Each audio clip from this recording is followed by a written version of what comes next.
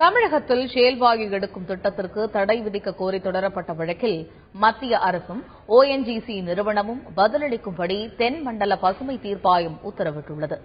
Delta மாவட்டங்களில் ஷேல்வாயு எனப்படும் படிம பாறை எரிவாயு எடுக்கும் திட்டத்திற்கு தடை விதிக்க கோரி மதிமுக விவசாய அணி சார்பில் தென் மண்டல பசுமை தீர்ப்பாயத்தில் வழக்கு தொடரப்பட்டது.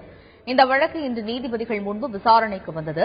அப்போது மனுதாரர் தரப்பில் மதிமுக பொதுச் செயலாளர் வைகோ, அக்கட்சியின் வழக்கறிஞர் பிரிவு செயலாளர் தேவதாஸ் ஆகியோர் ஆஜராகினர்.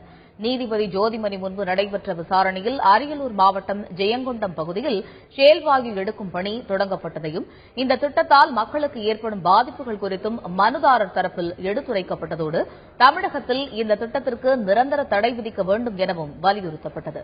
இது தொடர்பாக மத்திய அரசும் ONGC நிறுவனமும் பதிலளிக்க உத்தரவிட்ட நீதிபதி விசாரணையை பிப்ரவரி 15ஆம் தேதிக்கு ஒத்திவைத்தார். சேல் கேஸ் எந்த காரணத்தை மட்டும் அனுமதிக்கப்படக்கூடாது. ஏற்கனவே இந்த ONGC குரூடாயிலும் இயற்கை எரிவாயு எடுக்கிறோம் சொன்னதனால்தான் கீழ்த்தஞ்சை பகுதிகளிலே கிணற்று தண்ணீரை குடிதண்ணீருக்கு பயன்படுத்த முடியாமல் அவர்கள் காவிரி தண்ணீரை நம்ப வேண்டிய நிலைமை ஏற்பட்டிருக்கிறது. இப்பொழுது அவர்கள் ஜெயங்கொண்ட பகுதியில் கொள்ளிடம் நீர்பிடிப்பு பகுதிகளுக்கு அருகாமையிலே இந்த வேலையை செய்ய ஆரம்பித்தார்கள். இது அறவே கூடாது.